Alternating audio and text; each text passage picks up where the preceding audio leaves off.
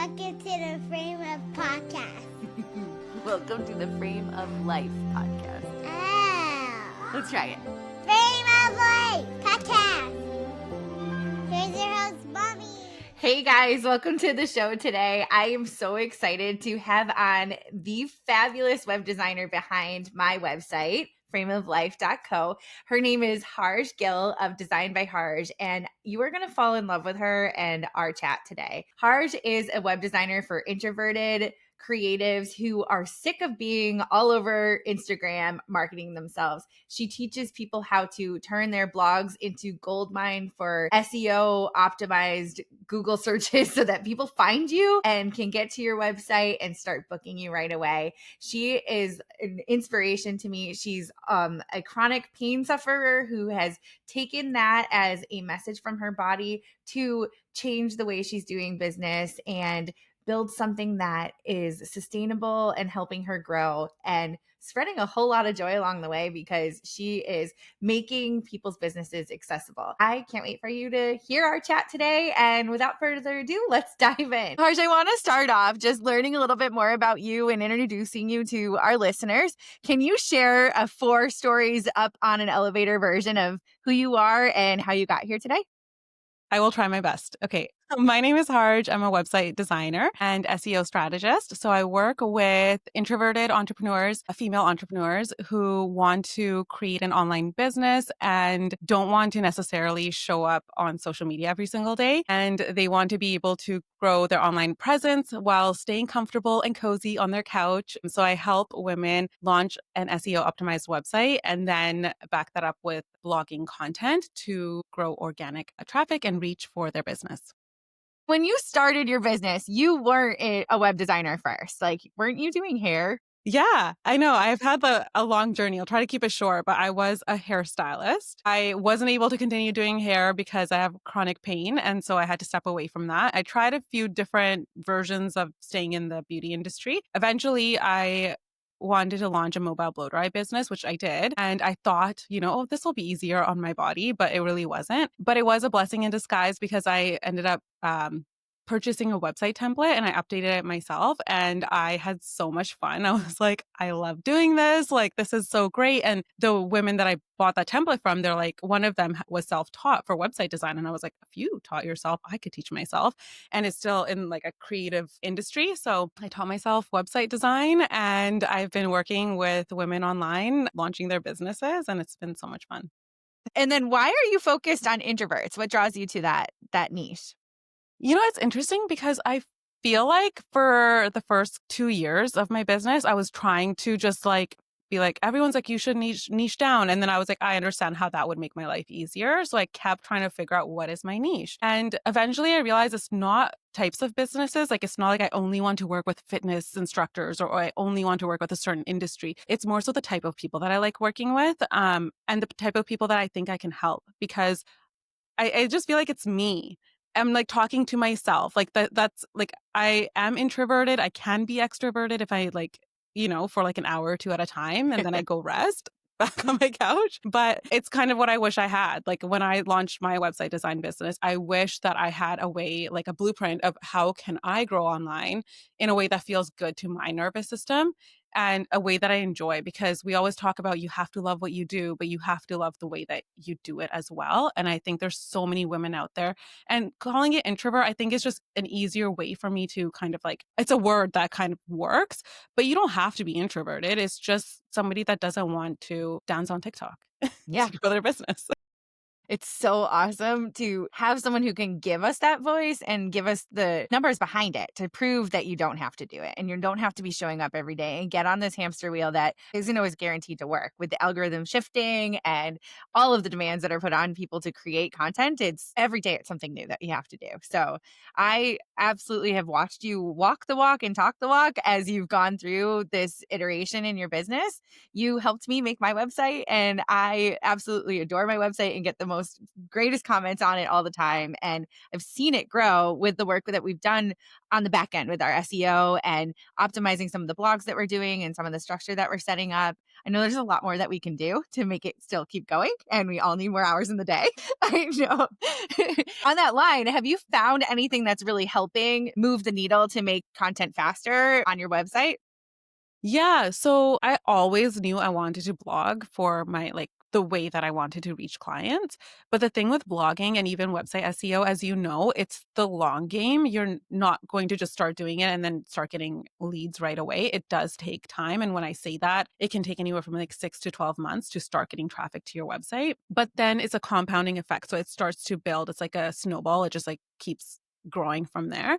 What I found to be the first 2 years, I wasn't very consistent. I would go hard for 4 months and then I'd burn out, and then I'd go hard and I'd burn out. But what I started doing differently this year in 2025, which has made a huge difference, is actually planning out my content. So I have a content calendar and I do it I've been doing it every 3 months, where I plan out, okay, these are all of my blog titles. This is what I'll be writing. I'm blogging twice a week. And so you could just imagine, before I was trying to blog once a week, and it was hard for me to keep up because every time I sat down, I was trying to figure out, what am I going to write? Whereas now I know beforehand, this is what I'm going to write on this day. These are my keywords. This is how I'm going to optimize it. It's all laid out. And blogging twice a week feels like less work than it did when I was trying to do once a week without a plan. So having a content calendar, it's huge. And then that way you're not only staying consistent, you're actually writing posts that people are searching for. There's more data and research behind it. So you just feel better because you're like, okay, well, eventually I know somebody's going to search for this. How did you stumble on this? Because I feel like I've downloaded a million content calendar planners and I've tried to just jump into it on my own. And I come into your first case scenario where I'm going hard. I got a couple ideas. I think I got it figured out. And then I forget what I did. And then I got to start over again. And then I don't do it. And it's you just fall off the hamster wheel really fast. So I don't know if you can share maybe some first steps we can take to start getting in that habit. So the first thing that I would say is coming up with content pillars. This is something that we talk about a lot with social media, but it's the same thing with your blog. So just coming up with just different topics, maybe 3 or 4 or 5 topics that you want to talk about that's related to your business, but maybe just something that you enjoy writing about. First things first, you have to enjoy writing to blog to some extent, at least. And so for me, for example, my content pillars, I have business, and that's, anywhere from marketing, SEO, that type of stuff. And then I have show it, and then I have introvert lifestyle and personal. And so the first 3 are, usually have some amount of SEO research for it. Personal posts, it's more just this is what I want to write. This is what I want to share. I'm not really thinking I'm going to get much traffic from that. That's more over time, as people start to read my content, if they want to connect more with me, that's there for them. But coming up with those content pillars will be huge, because even if you choose, okay, I'm going to blog once a week and you have 4 content pillars, it's much easier to write about one topic once a month versus writing about the same thing every single week. So that's a really good way to get started. It already starts to break it down so it doesn't feel like such a huge hill to climb. You're breaking it into little steps and you can really tackle it that way. And I found I know when we started working, I can't wait to do this more with you because I think that we can really extend my reach on my website and my process a lot more if we really dive into this. But it's breaking things down into what everyone's searching. You know it's going to hit. You're not wasting your effort and you're feeling that result from it a lot sooner. And you feel how better. Are you tracking this too? How are we tracking what's working? If we have to wait 6 to 12 months, how do you know? Well, there are some platforms, but paid platforms, which you don't really want to or need to do, where you can track which keywords you're ranking for. That's a little bit easier to check sooner. Whereas for long term, it's a little bit harder because it will take time for you just honestly, it's a lot of trust. Those first 6 months, it's a lot of trust that okay, I hope I'm doing this right. It's the same thing with any kind of marketing, right? But where I like to track data is going to be Google Search Console and then Google Analytics. Google Search Console will be a little bit more focused for your organic traffic, which is from SEO, from blog posts. This is when people are directly clicking on your links through search engine. search engines, or well, through Google, since it's Google Search Console. And so there you can track the amount of impressions you get. So the amount of times that your website links actually show up in search results. And then you can also track the amount of times people are actually clicking on those links. And then you can see which search queries that you're ranking for, which pages are ranking, how many clicks each page is getting, all of that type of stuff. But of course, that takes time to build up to. So in the beginning, knowing that you're kind of writing content that's backed up with some research and data does help give you a little bit of that, like, okay, like this will work because people are searching for it. I'll be honest, like when I was writing the first 2 years, I wasn't so focused on SEO. I was more just like, okay, well, I'm just going to write, and I was getting some traction. You will get some traction, but the difference now that they're SEO optimized, it's like 0 to 100. Honestly, it's making such a big difference. And even going back and then optimizing those posts is going to then just take it that much further. That's awesome. And you can go back and fix what Hmm. you've already had. So you don't have to feel like an Instagram post, it lives for 24 hours and it's done. And even if you go back and fix up the caption, it's actually going to do nothing for you after Yeah. 24 hours. So this is a way to get a bigger bang for your buck with it. Have you done any integration yet of your blog post into Pinterest, or is that the next step for you?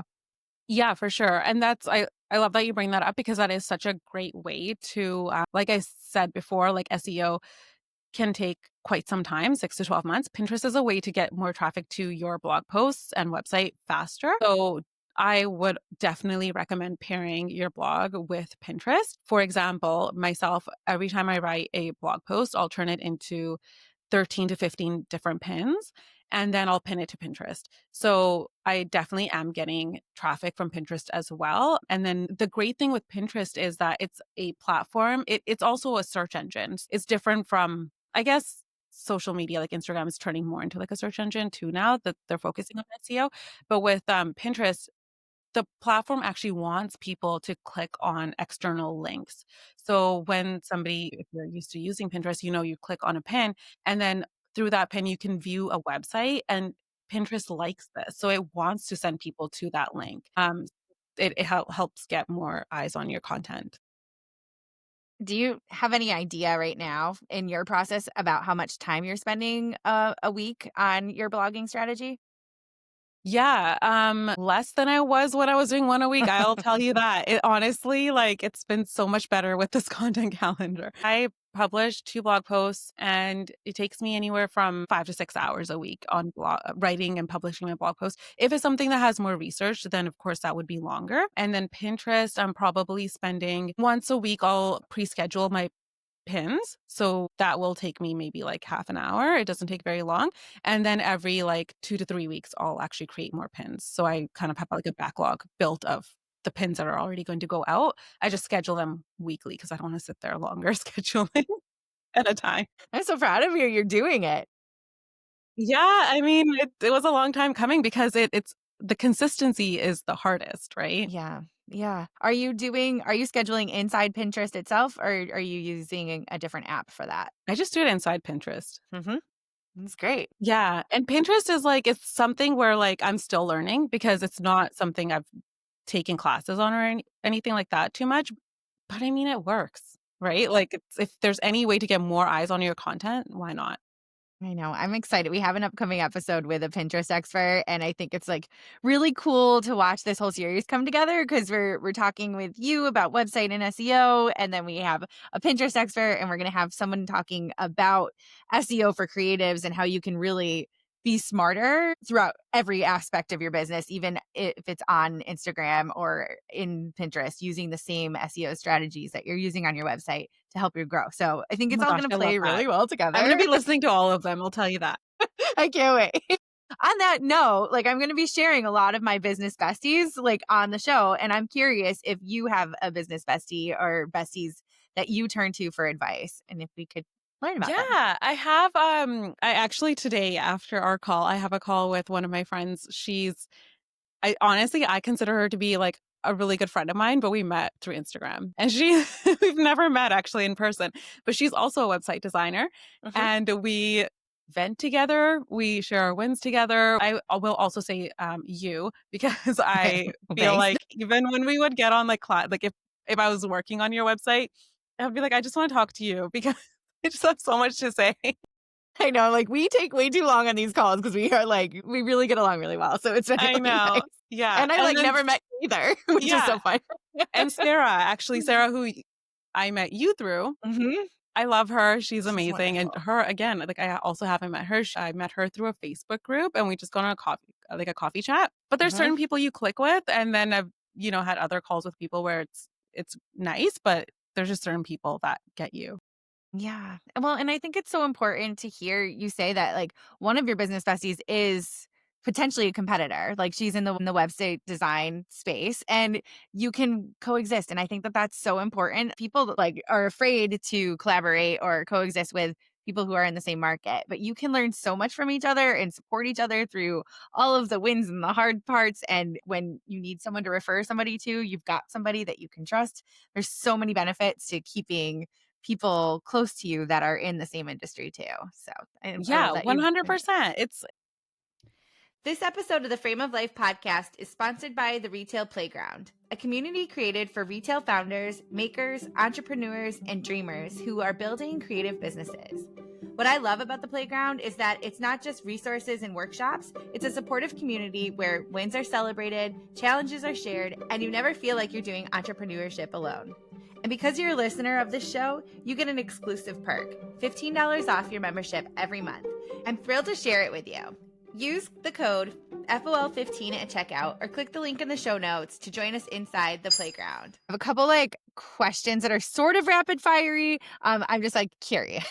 Okay. Are you more of a book girl or a TV girl? Oh, this is hard. I love reading. I absolutely love reading, but I also love binging Netflix or Friends. I can't choose. Do you have a series that you like on Netflix right now? Well, actually, it's not on Netflix, but I've been binging Everybody Loves Raymond again right now. You're so cute. Oh my God. You really do like the couch. I'm so happy. I know that people are going to watch this and be like, what? I am telling you, like anything that is like repetitive, my nervous system loves it. And I'm just like, this is calming. This feels good. It's amazing. What kind of books are you like drawn to? I love mystery novels. I just finished Verity from Colleen Hoover. Okay, what'd you think? Did you like that one? I felt like I liked it and then it just wrapped up really fast. Okay. At the end. That one was so disturbing to me. I was like, what is happening? Am I reading this in the middle of the night and I don't understand? Or is this really messed up? But it is a little of both. Well, I listen to a lot of murder podcasts, so I think I'm desensitized. I love that kind of stuff too, though. That's good. Yeah. Do you have any favorite business books that you like to read or that you refer back to? You know what?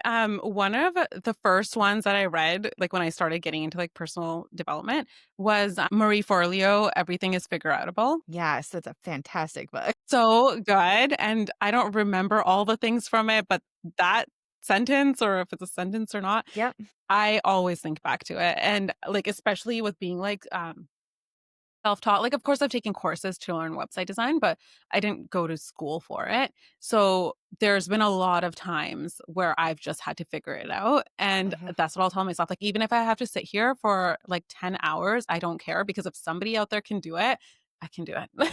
It's so awesome. I love her too. And I like following her on Instagram because she always has a great pivot story or part of her journey that you didn't know that you start to connect with. And you're like, it's okay to pivot. It's okay to have things not work out. And everything as part of her figure outable thing is like one thing leads to the next, like as part of your journey. So it's really a great reminder. So I love that you. And if said that anybody, like if you think back, you can probably see how like one thing led to the next, to the next, and to the next.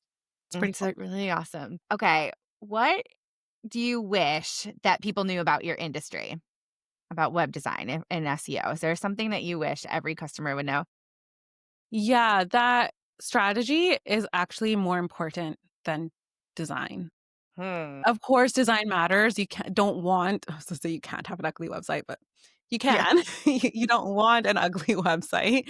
You want one that does represent your business. If you want it to, especially if you have an online business, like you want it to feel like people are coming into, if you had a physical business, like you want them to feel your brand. That's so important. when I first started off, I would see so many designers making these like intricate websites and designs, and I'd be like, okay, that's what I'm going to do.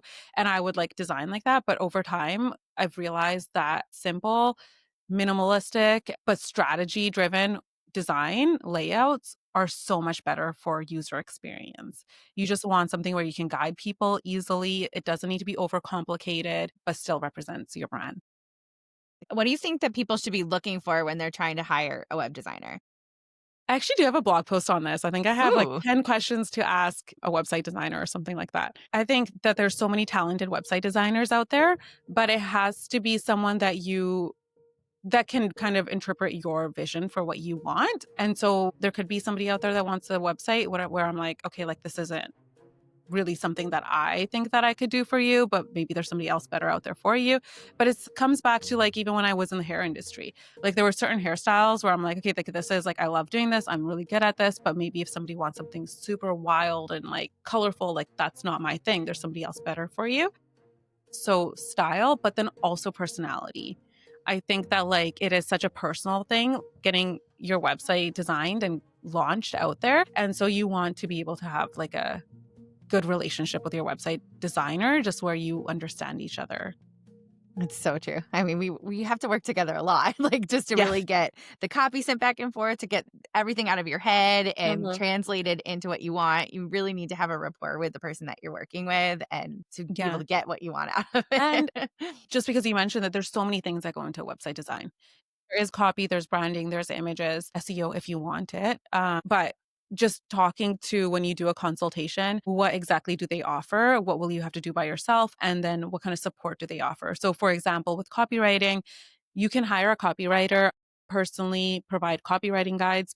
My people, my clients will fill out the prompt so that they know exactly what to write for each page.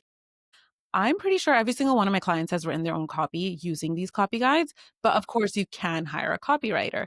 But, those are kind of things that you want to know before you start working with someone, because you don't want to hire someone and then you're just kind of like surprised by, oh, wait, I'm supposed to do this and this and this. So I think just that's a big thing as well. Yeah, because I don't think I would know to ask that. Like when you start the process, there's a lot more that goes into web design than I want it to look like so and so's website. Like there's a lot more that goes into it. Along those lines, do you think that having images, like brand images or images for the website, are important to have first, or do you think it's more important to have like the space as far as having a website that's optimized I think if first? you can get your website images first, then it's ideal. Okay, Because I kind then, of do too. yeah, I think that that way might as well get it all done together. Hmm. Then your website designer can kind of place the images where it makes sense. And then, it's also important to have your images kind of work with your brand colors as well. But it's not a make it or break it. I have had clients where they are going to be getting their pictures a little bit later. So we'll just use placeholder images. So there's a lot of really great stock image websites where you can get free images. And sometimes even when clients do have their brand, like their professional pictures, I will still source some stock images, because you don't want, sometimes people will provide just a bunch of pictures of themselves, but you don't Right. want like 5 pictures of just you on one page of your website. You need to break it up. So sometimes it's nice to just use some stock images for that. Or if you are getting a photo shoot, just be mindful of the types of pictures that you're getting. Get horizontal images, get vertical images, get some images where maybe it's horizontal, but there's a little bit more white space on one side of you and then on the other, so that you can do text overlap. Hmm. And then if you have an office, just get some pictures of just your desk or the setup and things like that, so you're not in it, so that you have a variety. Yeah, you're speaking right from my soul. Oh my God. It's great to hear it from the other side. You're the Yeah. one who's implementing these pictures that photographers take. So coming from the brand photography side, I'm always advising my clients of different ways that we can tell their brand story without them in it, and different flat lays that we can do that showcase what they do. Even as Uh-huh. a I just did hairstylist, and it was like zooming in to get their pocket full of their tools that they use and their hairspray, and like different ways to showcase that they're a hairstylist without it being them flipping hair in a picture. So it's really important to have that, to still be within your brand aesthetic and have the same color tones. And if somebody is going and updating a site and has previous pictures, it's really good to know what they need next. So they can advise their photographer that their website has these colors. These are the brand colors. This is what we're flowing through. They're going to want to wear something that's going to match that and have the props that they bring to their shoot match that so that it flows better on their site. So Yeah. it's like a Yeah, nice that's thing to think so about it. important because like, okay, would you say this would be ideal?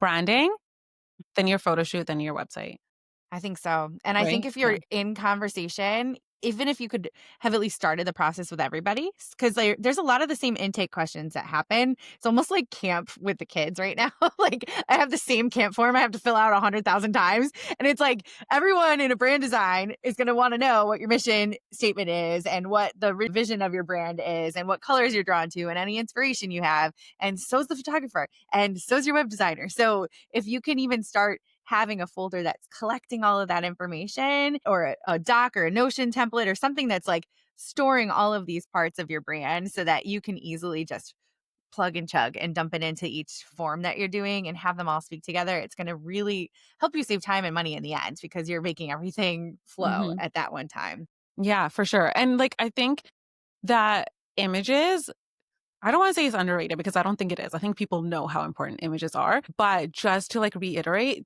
it's so important because if your images aren't high quality and they don't represent your brand, then you're not going to get the outcome that you want from your website. And like, especially how you mentioned, like colors, like your branding, like having that branding so that you can wear colors that complement it. Like imagine you have green, pink in your branding, but then your colors are all like yellow, I don't know. Right. Or like dark brown or something that doesn't go with it. Yeah, it really does have to be cohesive. And the good thing is that once you have that, you don't need to worry about it until you start to want to, like, change your branding. Like if you get multiple photo shoots, you already have your branding, you already have your website, and then your brand photographer will kind of Put it all take those together. things and then build from there if they want more pictures. So it's once it's done, it's kind of done. I You don't have think to that think was about it. a really fun lesson I learned too, like when I was doing my brand is because I had the hat of the photographer going in, I knew that I couldn't choose certain colors for my brand because I just look bad in them. Like I'm never gonna wear pastels or something like like certain colors you'll never wear and you never want to represent you. So you have to pick your brand colors, even if you might like those websites or like looking at some of those things. Like if you're not going to photograph well with it or it doesn't go with who you are, try to steer yourself away from some of that. Yeah. Might not ever think about. Yeah. And also the opposite. And it's funny because you and I actually had the same brand designer because I Yes, copied that's you. true. I love her, but Yeah. it's okay. We're gonna have her on the podcast too. Yeah, she's so good. But I'm the opposite where I love pink. Like my blanket's pink, my Mm-hmm. mugs, everything's pink. But I was like, I don't want my brand to be pink because Yeah. that's not the type of client I'm trying to attract. That's just Mm-hmm. who I am. And so Yeah. that was something that I had to like be like, okay, Pascal, please just like take this in your hands because if I do it, it's just going to be pink, but I don't want my brand to be that. So it can, it's very interesting. What did she ask you to? How did you get the colors that you wanted when you're like not drawn to? When you're like it's not something that you're initially drawn to, or did she suggest based on what she thought? Honestly, it was the very first color palette that she Mm-hmm. is like, it wasn't even like, oh, you need to like, rework it. It was perfect. But she did add in pink, but she made it more like a salmon pink. So Yes. then I'm like, okay, this is like, and then also because she just took so much of like what I want my brand vibe to be. And then like the colors just represented, like I wanted it to be cozy. I wanted to feel like you're walking Mm, into like a cafe and you're just like cuddling up and you have your cup of coffee. And she just like, the colors were just like perfect for that. this is And her bright pinks painting wouldn't do behind that, me. right? Yeah, they wouldn't. I know. I got her painting behind me. Like I Oh love my gosh. everything she does. She's so I love that. so I'm going to link Pascal in these show notes too. And I Yeah. want to link that blog post where you're like your 10 questions. So have you ever had an experience where you've hired the wrong person for your brand or for your business as you've been growing? Not for my business because I feel like a lot of it I've done myself. And then, but for branding, like originally I did do my own branding, which yes, I hired myself. So I think I easily could have hired the wrong person because I met a lot of brand designers who were very talented, but it comes out to the same thing that I said for website design. It has to be somebody that really understands you. And so when I worked with Pascal, because she hired me for SEO, and then I Yeah. was like, you get me. And then, so I think I held off on making the wrong decision until I had the right person. I like that. That's really actually great advice too. So sometimes it's okay to wait, and then Yeah. also like give yourself a little credit when you try. Because we're Yeah. all building these businesses on a shoestring budget as we're trying to figure out what makes sense. So it's like it's okay for things to evolve and to change as things go. Who are you looking to work with right now? I honestly want to work with anyone who wants to build a business that supports their life and not the other way around. Some people that get they don't have to be showing up on, and this is where the introvert comes in because it's so much of it's a type of person versus an industry, like I said, for me, because I honestly feel like there are so many ways that you can show up online and grow your business, but I feel like people don't know different ways. We're just we see Instagram all the time. We have our personal accounts. Majority of people are marketing themselves on Instagram. And I feel like that's just so much of what we see. So for me, it would just be people who are wanting to grow online, but they really don't want to give up their lifestyle of being comfortable and, cozy. And so it is those introverts that I want to work with. Do you have a dream person you're hoping to connect with that we can manifest? Is there a person in mind that would be amazing if they heard this and were like, get me here in my life? Oh my God. I think that it would be, and this might be weird, but I think it would be me 2 years ago I because love that's the that. person that I feel like I can talk to and be like, you can Mhm. do this. You don't have to see, because the thing is with and we learn so much from our own experiences, but I would see people online and especially Instagram, it was the 10K months. It was you do this and then you grow online. And I would see somebody and be like, I need to do exactly what they're doing. And that's what's going to work. Or, just trying to see how I can replicate what other people are doing. And then when I finally learn, I don't need to be anybody else. I just need to be me. And then that is what's going to work for me. And I feel like if everybody kind of understood that, there's so much opportunity for everybody out there. So yeah, me 2 years ago, I'd be like, you got this. Don't waste your time on doing things you don't enjoy doing. So anybody that wants to just have a business that feels good to their nervous system. Oh my God, I love that so much. It's why I love you. Do you have any wins that you want to celebrate right now that have happened recently? Yeah, I wish I had the numbers, but I don't have the numbers. But Uh-huh. my personal blog has just been growing so much. And that's because I've been focusing on blogging, but not consistently, like I said, for the first 2 years. And this is my third year in business. So I started consistently blogging twice a week in March, and my numbers have grown by I can't even 1,000% probably, just so much. And so that, and then my email list is growing and then the other thing, I did actually take almost 6 months off of Instagram. I think that needs to be celebrated like Yeah. crazy. Yeah. And that's all happening in that time, which is Yeah, crazy. I was going on and checking, so if someone's like, "Well, you were talking to me the whole time," I was No. going on and checking my chats and stuff, but I was trying not to scroll. I deleted off my phone, Mm. and that's when I was also like, "I'm going to just focus on blogging," and not to just be like, Instagram sucks. I don't think it does. I think that it's a great way to grow your business, and sometimes it's needed because if you want to do more of a shorter push for a sale, a shorter time period, Instagram might be better. Whereas blogging, it's long term. So I just needed to clear that space from the mental space from wanting to post on Instagram to just, this is what I want to do, which is Pinterest blogging and just focusing on that. It's amazing. Okay. Now, and I want to end on the negative note, but I know you're going to spin this in a good way.